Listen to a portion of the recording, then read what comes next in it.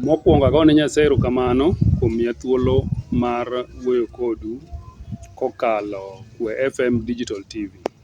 An kod weche manok managombo ni mondo mi ashare kodu kaka jogewa, kaka jokristo, kaka jok magombo mondo ochop e ngima mochwere manyaka chieng'.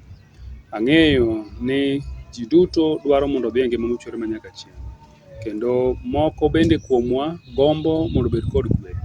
Wagombo family maber, wagombo dhi maber. Erokamano, nyinga en Kevin Koganda kendo an achiel kuom jok magoyo wende mag kwaya ama gospel singer. Asewero wende mang'eny, kidhi e YouTube many mana Kevin Koganda ibiro yudo wendena. Erokamano, Nyasaye ogwedhu kwadhi mbele. Kawuono adwa wuoyo wach mawacho ni onge kaka gima rach nyalo nyuolo gima ber. Bende ok en gima yot mondo gima ber onyuol gima rach. Mana kaka ndiko wacho ni onge yath maber manyalo nyuolo olemo marach. Bende onge yath marach manyalo nyuolo olemo maber. Asetimo nonro mayudo ni nitiere kanisni moko ma ok nyal nyuolo jok makare. Nikech jok manie kanisnigo machalo jotelo mayalo injili ok giyal injili maloko chuny dhano matero ng'ato e ngima mochwere manyaka chieng'. Giyalo injili mamiyogi konyruok gin giwegi. Injili manyalo miyo oyud chiemo, injili manyalo miyo orwakre, injili manyalo miyo luore ka gima en be en Nyasaye. Koro iyudo ni mano en kanisa marach. Koro kanisa marach biro mana nyuolo jok maricho. To jok marichogo ema kiny nobed kendo jotelo e kanisano. Koro nyiso ni kanisano en kanisa mabiro siko bedo mana ka en kanisa marach. En kanisa marach kendo joma onyuolo be onyuolo mana jok maricho, onyuolo mana jok maricho. Mano emomiyo wan gi kanisni moko ma ok yot mondo iyudi kata mana branch gi moro minyalo yudo dhano kata 200 kobedo. Ok inyal yudo. Ung'eyo ni nitie kanisni moko magin karomo dhano 50 to giyiech, ng'ani dhi chako mare, ng'ani chako mare. Ng'ani be kachako romo dhano 40 to giyiech, ng'ani chako mare, ng'ani chako mare. Nikech ang'o? Idwaro pesa, idwaro duong'. Ok ti ne Nyasaye titiyo ne pesa. Koro onge kanisa marach manyalo nyuolo jok makare, manyalo yalo adiera matero ji e piny ruodh polo. Ka en ng'ama nodongo kong'eyo ni duong' e gimidwaro mondo kulruok ne ng'ato, to ebe mane kaka onyuole, ebe kochako to chako mondo kulruok ne. To ka en ng'ama nodongo kong'eyo ni pesa e gimimanyo, to en bende kobedo mang'ongo, tiyudo ni kanisa ne mochako dware telo, to gimodwaro maduong' en mana pesa. Koro nyiso ni kanisa en kanisa marach mok nyal nyuolo jok makare. Wasomo wachni e buk mar Mathayo 7:15 wacho nang'o? Tang'uru gi jonabi mag miriambo, gibiro iru ka girwako lep rombe, to gin mana ondiegi mangemo gi eigi. 16 wacho nang'o? To kit olemo ma ginyago ema ubiro ng'eyo gigo. Bende ji pono olemb mzabibu e yiend kudho, kata olemb ng'owu kuom oriang'. Kamano bende e kaka yath maber nyago olemo maber, to yath marach nyago olemo marach. Yath maber ok nyal nyago olemo marach, kendo yath marach ok nyal nyago olemo maber. Ndiko wache buk mar Mathayo 7:15 ni onge yath maber manyalo nyago olemo marach. Be onge yath marach manyalo nyago olemo maber. Kinde moko ka wago mbaka kod jatich Nyasaye moro, kapenje ni to ng'ato bwana, ang'o miyo ni lonyo taye kilemo ne mama cha? To wacho ni nalonyo taye nikech jachien mani kuome ne nyalo miyo mak taye modeyago. Manyiso ni ok olem kiroho, to nolemo kiringruok. Kendo nodhi kanyo ni ochune ni nyaka odhi nikech okete en jatelo. Koro nyaka odhi mondo nene kolemo. Ma wachno bende ne odhi gi pacha ahinya maparo ni kar ma emomiyo ne opado lemb mama cha. Ma emomiyo odiyo dho mama ni maka mama ni lemo rumo to koro remo wuok e dhoge. To kata king'iyo mos, Yesu ne ok ked gi ji. Yesu ne wuoya wuoya. Wach Nyasaye kata sani ok en kedo gi ng'ato kata kilemo ne ng'ato. Nikech nitiere nying ma jochiende oluoro, nitiere nying ma tuochi oluoro, nitiere nying ma juogi oluoro. En nying Yesu Kristo ma Janazareth, ma kisekono jachien ni achiki nying Yesu Kristo ma Janazareth, to ka wach Nyasaye ni kuomi kendo in kod yie, kendo in kod roho mar Nyasaye, to jachien mani kuome biro dhi, to kata ka tuo to biro dhi, to kata ka en dwaro mane to biro yudo. To ok ni nyaka iked kod ng'ato, midi lembe, ipam wiye, idhiri ogore piny, apana ok kamano. Koro nafwenyo ni kar gimomiyo ng'ani ne lemo katimo magi te, notiyo gi ngufu ne mar dhano, to wach mar Nyasaye mabedo kuom ng'ato maler mamiyo ng'ato wacho e nying Yesu Kristo Yesu donje ne onge. Omiyo noparo ni dipo ka mamano omako tayi modeyego, nogolo tayi moketo kando. Wach ma kama ok en wach mawendo. Ndiko wacho ni nitiere yawuot Sekewa ma bende noneno ka Paulo yalo injili, kendo Paulo gini ne chiko jochiende to dhi.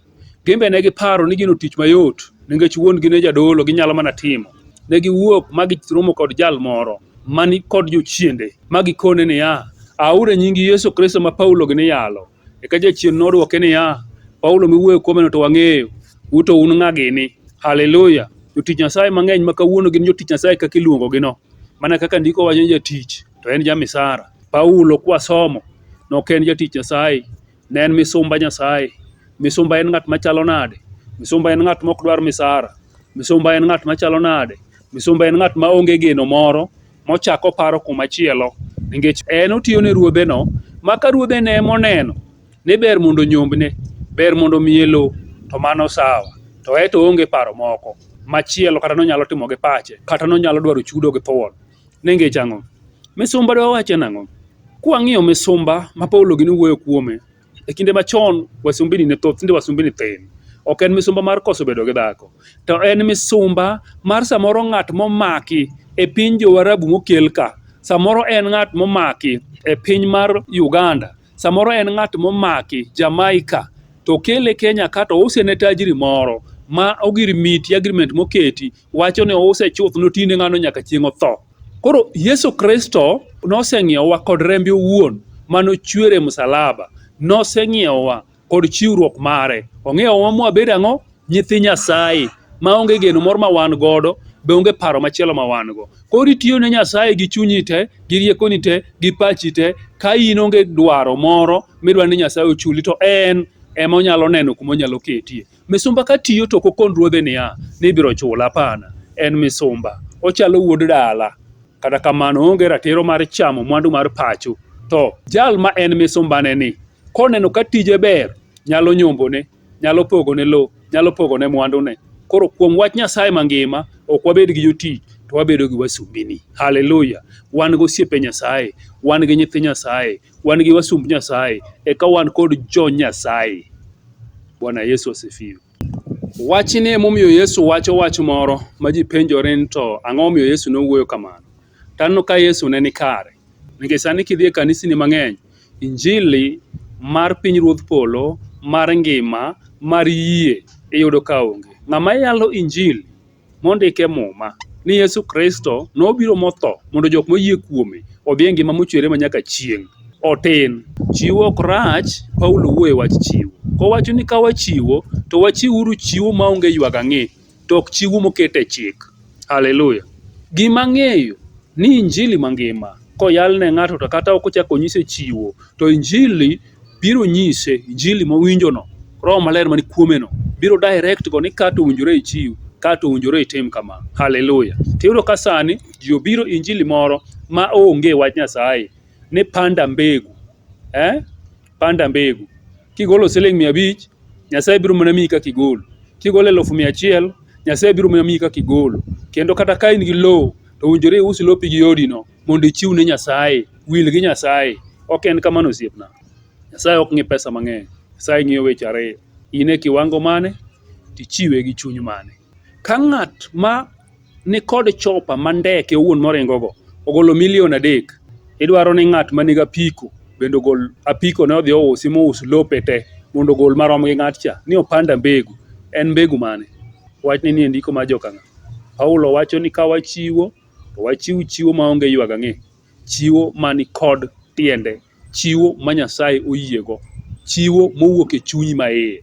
Koro chiwo to nitie kendo yawo dhoot, singruok bende nitiere. To ok ni en mobed injili miyalo okinyi, odhiambo, every Sunday, ng'ato yalo mana chiwo, to weyo injili mar pinyruodh polo mar yie kuom Yesu Kristo.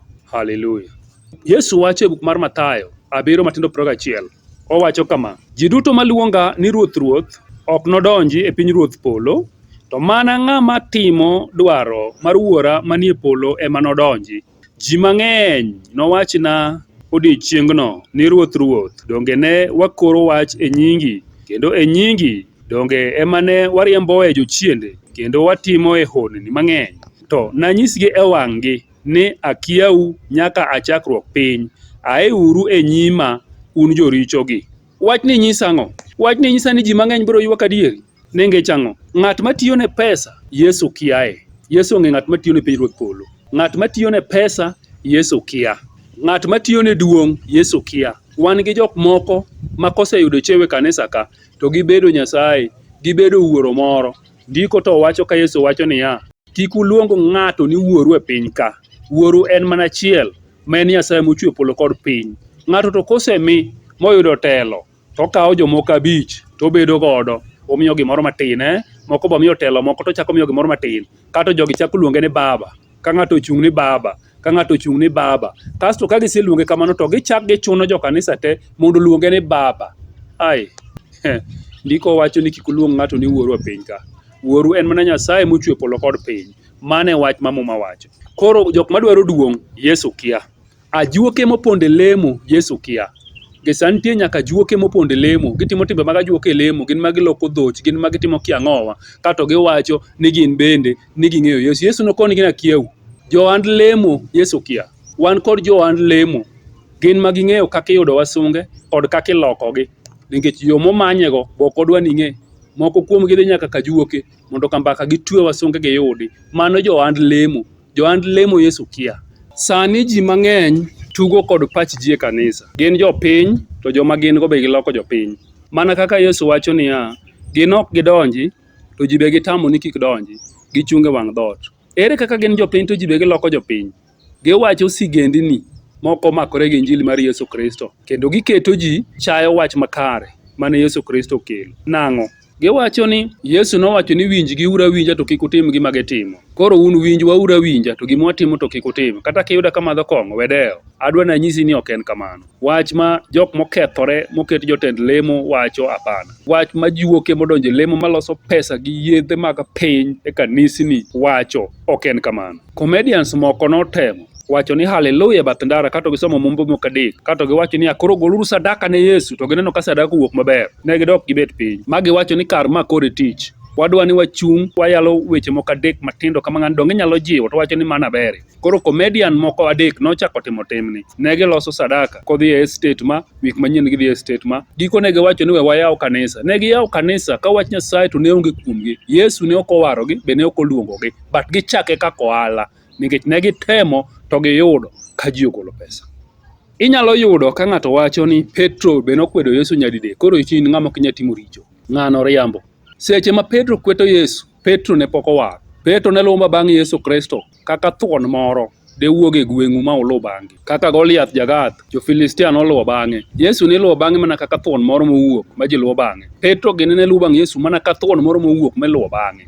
To ok ni nosewargi. Warruok ne pok otimore. Warruok Yesu Kristo kelo chieng' ma Yesu Kristo tho e msalaba. Mowacho ni Eloi, Eloi, lama sabakthani. Kanye kama warruok nobire. Kasto in tiwacho ni to ting'a manigi warruok madelo Petro. Petro ne pok owar. Nikech Yesu ne pok otho e msalaba. Tok ka Yesu osetho e msalaba, mano koro Yesu otimo gimoro ne singruok mar warruok. Tok mano ema jal machuo sei obiroe ma Yesu okonogi niya, dhiuru Jerusalem, udhu uriti, Roho Maler biro kanyo. En ema nobed jakakoru, en ema notimnu gimoro amora. Roho Maler ema nogo sei mar warruok. Tok mano koka ji chako bedo gimoro ni yie makelo warruok. Koro miyo kiwacho ni Petro nowar to nokwedo Yesu nyadidek, iriambo Petro ne pok owar, warruok ne pok obiro. Wek mislead ji. Ondike Muma ni ng'at matimo richo koseng'eyo adiera guro Yesu Kristo e msalaba nyadiriyo. Wek wacho ne ji ni sikur mana kutimo richo, kada jopuonjre sono timo.